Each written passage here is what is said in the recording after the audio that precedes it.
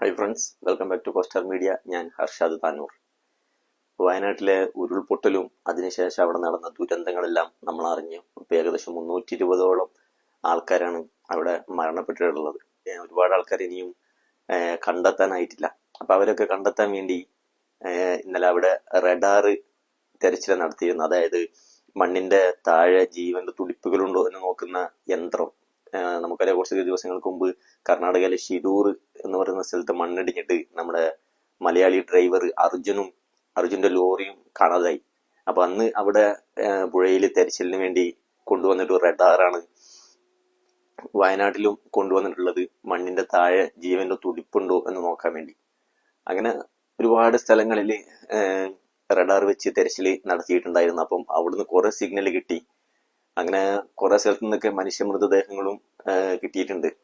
പിന്നെ ഈ ജീവന്റെ തുടിപ്പുകളിലോടത്ത് അവിടെ രക്ഷാപ്രവർത്തകർ കുഴിച്ചു നോക്കുമ്പോൾ മനുഷ്യന്റെ ജീവനോടുള്ള മനുഷ്യൻ അവിടുന്ന് കിട്ടിയിട്ടില്ല. അവിടുന്ന് ഈ മൃഗങ്ങളെക്കാണ്, അതുപോലെ പാമ്പ്, പശു, കോഴി അങ്ങനെയുള്ളതിനൊക്കെയാണ് ഇപ്പൊ അവിടുന്ന് ഈ ജീവനോടെ കിട്ടിയിട്ടുള്ളത്. റഡാറിൽ നോക്കിയിട്ട് മനുഷ്യന്മാരെ ഇതുവരെ റഡാറിൽ കിട്ടിയിട്ടില്ല. പിന്നെ ഇന്നലെ 4 പേരെ ജീവനോടെ തിരിച്ചു കിട്ടിയിരുന്നു.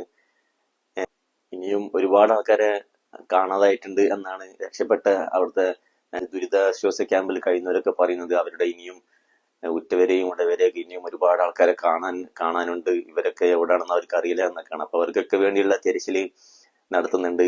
പിന്നെ അതുപോലെ തന്നെ ചാലിയാർ പുഴയിൽ ഇന്നലെയും ഒരുപാട് മൃതദേഹങ്ങൾ കിട്ടിയിട്ടുണ്ട്. ഒരു വലിയൊരു ദുരന്തം തന്നെയാണ്, നമ്മുടെ സംസ്ഥാനം കണ്ട ഏറ്റവും വലിയൊരു ദുരന്തം തന്നെയാണ് ഈ സംഭവിച്ചിട്ടുള്ളത്.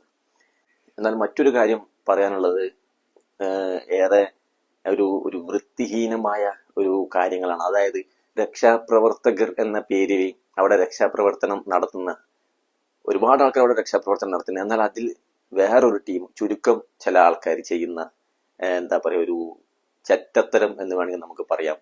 രക്ഷാപ്രവർത്തനം എന്ന പേരിൽ ഓരോ വീടുകൾ ക്ലീൻ ചെയ്യുന്നതിന്റെ ഇടയിലൊക്കെ ആ വീട്ടിലുള്ള സാധനങ്ങൾക്ക് മോഷ്ടിക്കുക, അവിടെയുള്ള ആഭരണങ്ങള്, മറ്റു വീട്ടുപകരണങ്ങളൊക്കെ മോഷ്ടിച്ചു കൊണ്ടുപോകുക, അങ്ങനത്തെ ഒരുപാട് കേസുകളും ഇപ്പൊ അവിടെ വയനാട്ടിൽ നിന്ന് കേട്ടുകൊണ്ടിരിക്കുന്നുണ്ട്. ഈ ദുരന്ത മേഖലയിൽ നിന്ന് ഒരുപാട് അത്തരക്കാരി ഒരുപാട് ഇറങ്ങിയിട്ടുണ്ട്. അപ്പൊ അവരെയൊക്കെ നമ്മൾ സൂക്ഷിക്കണം എന്ന് വയനാട്ടിൽ അവിടുത്തെ പോലീസും അതുപോലെ തന്നെ ജില്ലാ കളക്ടറൊക്കെ പ്രഖ്യാപിച്ചിട്ടുണ്ട്. അങ്ങനെയുള്ളവരൊക്കെ കരുതിയിരിക്കണം എന്നൊക്കെ പറഞ്ഞുകൊണ്ട്. അപ്പൊ അതൊക്കെ ഭയങ്കര ഭയങ്കര ഒരു ലജ്ജാകരമായിട്ടുള്ള ഒരു കാര്യമാണ്. എങ്ങനെയാണ് ഇവർക്ക് ഇതിനൊക്കെ മനസ്സ് വരുന്നത്? ഒരു ദുരന്തം നടന്ന ഒരു സ്ഥലത്ത് പോയിട്ട് അവിടെ രക്ഷാപ്രവർത്തനം നടത്തുന്ന ആൾക്കാരുടെ കൂടെ കൂടിയിട്ട് രക്ഷാപ്രവർത്തനം നടത്തുന്നതിനിടയിൽ കയ്യിൽ കിട്ടുന്ന സാധനമൊക്കെ മോഷ്ടിച്ചു കൊണ്ടുപോവാ. എന്ത് മനസ്സാണ് ഇവർ? ഇത്രയും ക്രൂരമായ മനസ്സുള്ള ആൾക്കാർ നമ്മളെ ഇടയിലുണ്ട് എന്നാണ് നമ്മൾ ഇതിൽ അറിയേണ്ടത്.